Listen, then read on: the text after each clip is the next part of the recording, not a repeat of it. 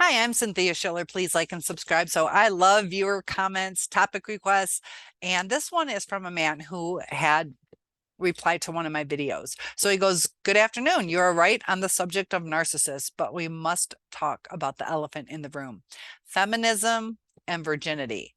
Maybe it sounds old-fashioned, but sexual empowerment does not exist. It does not exist for men and it does not exist for women." Continues on saying, in the end of all those involves suffer. So in the end, we all suffer. We're kind of going through a change where women are changing their roles in society. It does affect men, and they react to it. So he thinks that feminism of this time is focused on the destruction of both more than on what they could proclaim. Perhaps promiscuity in women causes empowerment. So we see a lot of our narcissists that are men can do it too, but female narcissists love to use sexuality. It seems to work for them. You also see that in a lot of ads. Ads will try to manipulate us to purchase certain things by using beauty or making us try to identify, like, if I use this product, I can be that beautiful. And women know sex sells. So some of them use their body to achieve the supply that they're looking for, whether it's a husband or a baby daddy or a place to stay, or they can even use it in the workforce. So he doesn't think that it really causes empowerment. Perhaps they are happier, but he doesn't think so either. And a lot of times when women or even men use their body to get what they want, sometimes it changes how they feel about themselves. And they also did a study where if you have like 6 to 8 partners, the more partners you have, the less satisfied you're going to be. So it can affect them. And like a lot of narcissists aren't happy. So it says women want equality, not equity. Men and women are not equal, but we both deserve equity. There's a difference between equality and equity. Equality is where everything's equal. Equity is where it's fair. I just read something or heard something from Albert Einstein, and the quote goes, everybody is genius, but if you judge the intelligence of a fish on whether it can climb up a tree, it's going to be the dumbest thing. And that's a paraphrase of his word. So we have to take into account certain things. Some people are good. I'm an art teacher. Not everybody's good at art, but it doesn't mean those people are worthless who can't perform in art class. They just have different talents. So if they're only judged on one thing, it's not equitable. And so we keep talking about equality when we technically should talk about equity. So when I was my degrees in criminal justice, I took the police agility test, and it's been raised over the years. But when I took it, women had to get 1 push-up for 1 point, 2 push-ups for 2 points, 4 push-ups for 3 points, and like 6 for, it just went up a little bit. But men, to start out with, I can't remember what they want the beginning, and this is within 1 minute. I think they had to have 26 push-ups in 1 minute for 1 point. So they adjusted so it's equitable, but it's not equal. Like, we didn't have to perform at the equal level, even though the job duty was the same. So in terms of virginity, he's asking himself, why give the treasure that a woman has to a man that has not yet given the effort or earned it? And feminism does not protect that virginity. Perhaps it is not working. Perhaps they do not see that women suffer. It makes me sad that they do not want to seek the truth and prefer to sleep between lies. I think you could be an activist for the truth, and you will suffer because the truth will give you freedom and persecution. So I'd like your comments below, but promiscuity doesn't really bring happiness. It's a superficial thing. Narcissists are at a superficial level. They don't feel fulfilled. They're empty inside, and they're using whatever tools to to try to fill that void, but it doesn't work. It's like eating ice chips. You can fill yourself up on ice chips. Once they melt, you're not satisfied. You don't get the nutrients. And that's what the narcissist does, is they just take, as an analogy, ice chips in. They just take the superficial, and they're not feeding their soul. They're not nourishing their soul, because they just need all these quick fixes. That when and I'm going to talk a little bit on the change of roles in society between men and women. Now, I'm a girl and female. I kind of like, that'd be nice to be at home, raise kids. That would be great. But it's nice that I can work because I am single. Like, that'd be horrible if that's what society was like, where I wasn't allowed to have a job. So men, back in the olden days, one person worked, the other stayed home, and it was usually the man. And it gets tricky because society, I mean, you can read Reader's Digest on how they I've told the women to act. When the man comes home, wait till you're spoken to, don't complain about your day.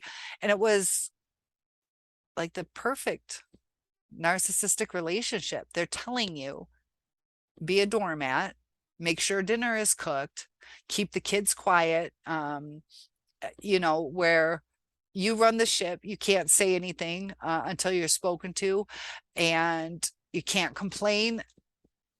And it worked. Why did it work? But were they happy? Were they happy is the thing.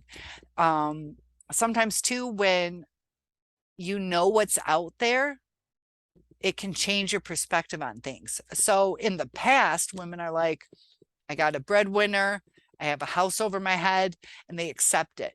Now what we're doing is females are seeing what's out there, and they're starting to feel, whether they should or shouldn't, but they're starting to feel entitled to equality. Women really aren't searching for equity, but we are searching for equality. Whether that's right or wrong, that's up to you guys what you believe.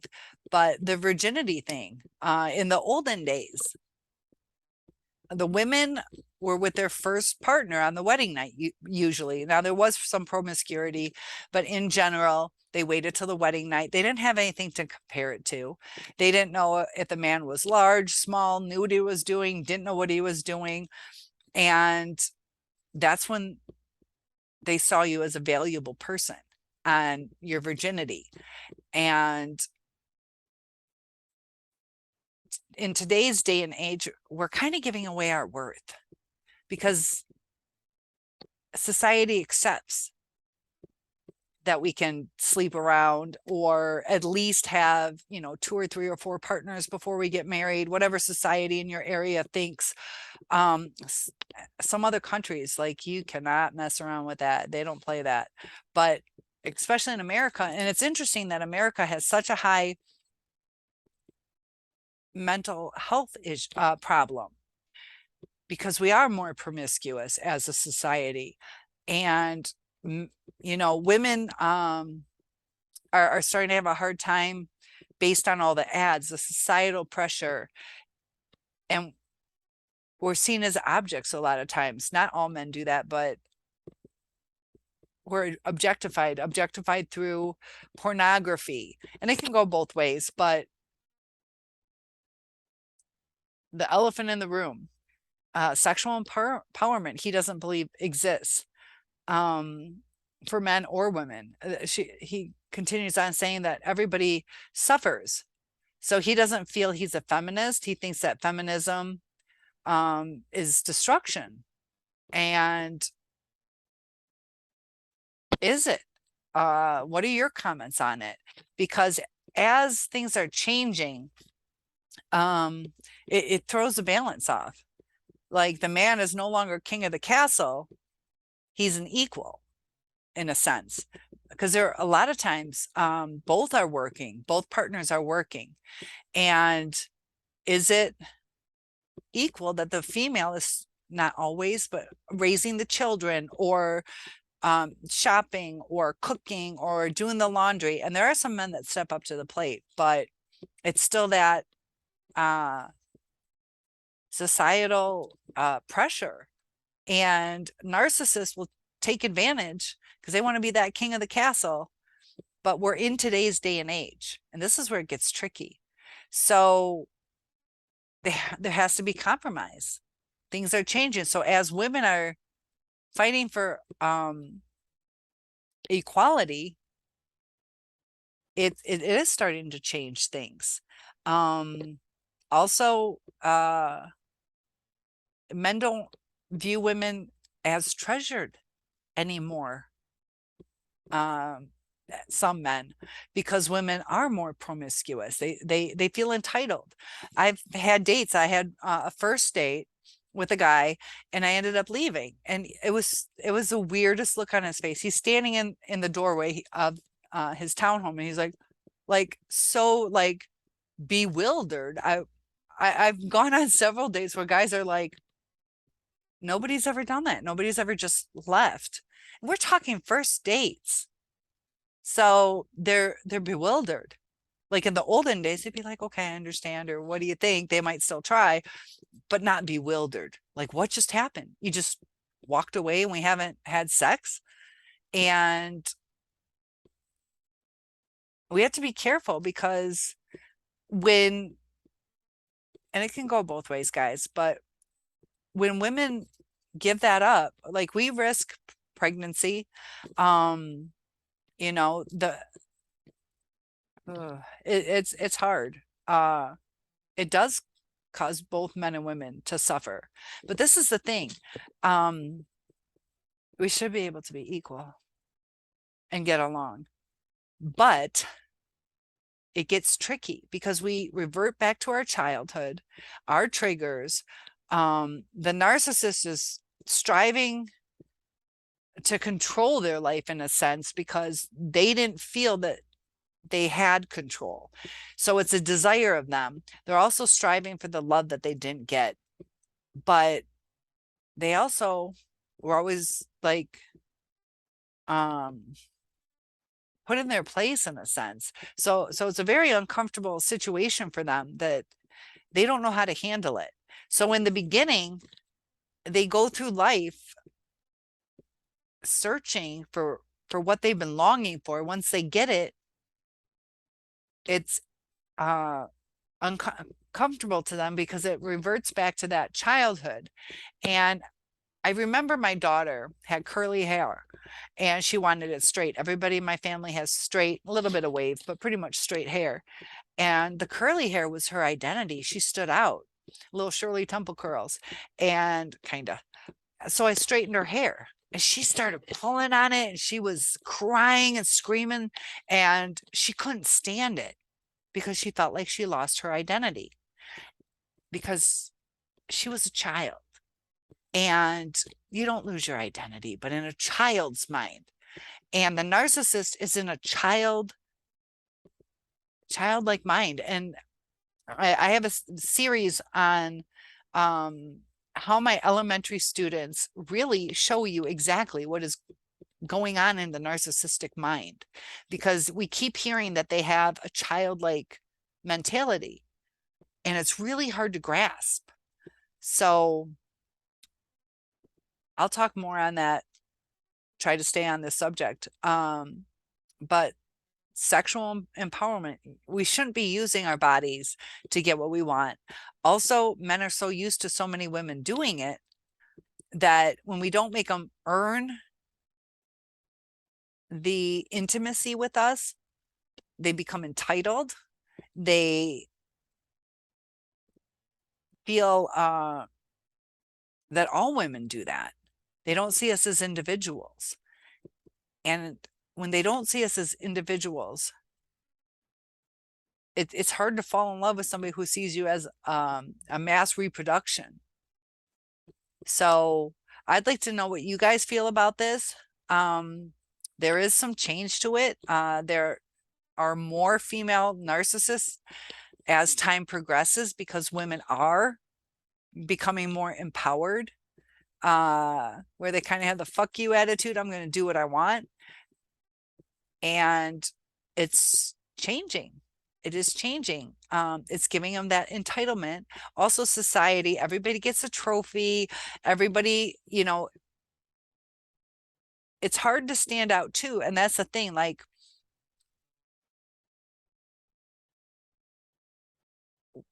we need our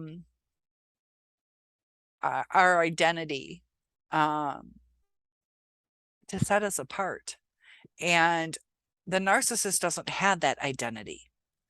They have a false self, but not a true self. Because if everybody's equal, nobody stands out. And it's kind of destroying things. It's kind of making people feel lost. It was nice when my daughter was young. She had light blonde hair. And she was just easier to spot just because the area I lived in didn't have a lot of blonde kids. And you just look and she stood out. That was so nice. It was like a blessing, like, oh, there's my kid. I can see her at the playground or the beach real quick. Her hair started turning darker, kind of like a dark brown, and it was harder to find her. And if that makes any sense, to where it's nice to be able to stand out. People like that. And they want to feel special, because we all are special. But if we're cookie cutter copies, it takes away how special we are. So sometimes even certain little scars that people have make them special. It sounds silly, but it does. And,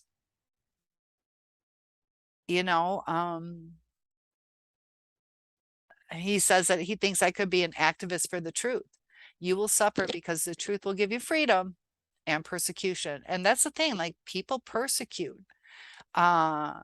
Everybody has their own opinions. People don't want to listen to other people's opinions.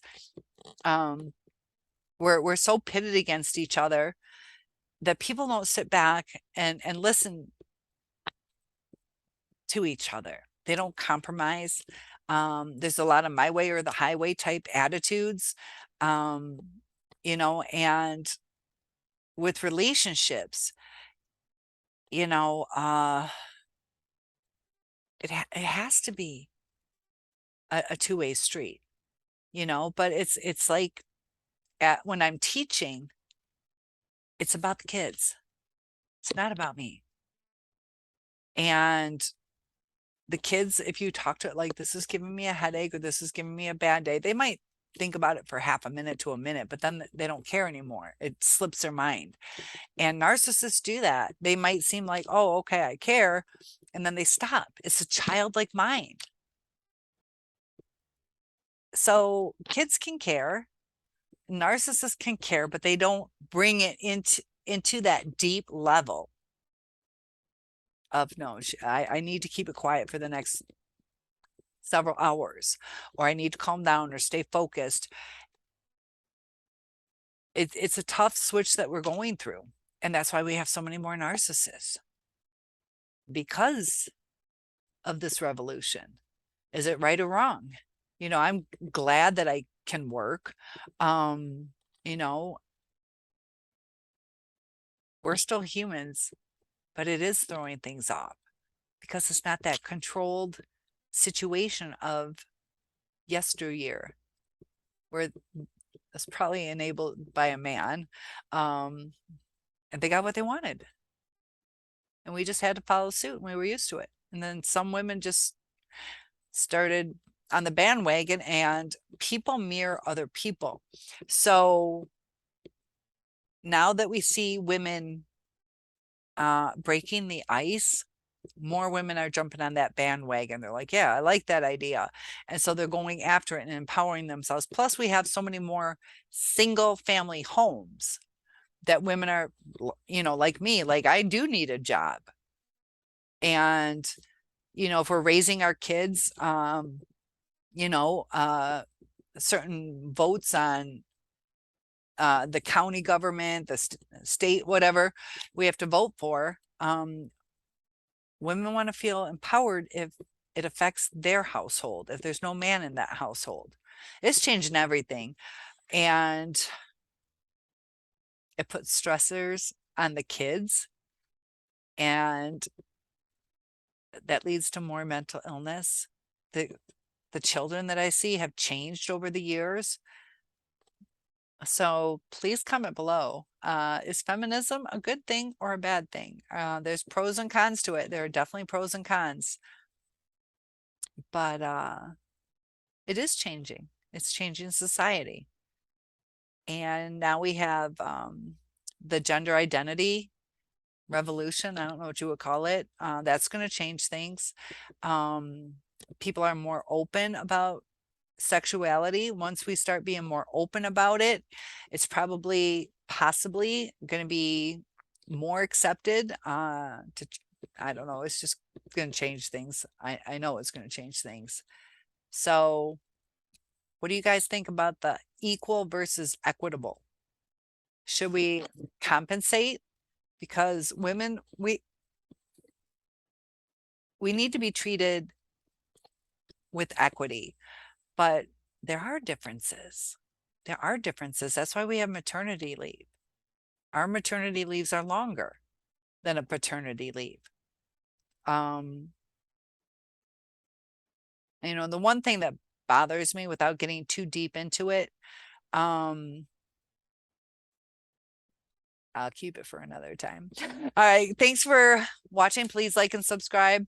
And topic requests are always welcome. Hope you like talking about the elephant in the room. Thanks for that comment.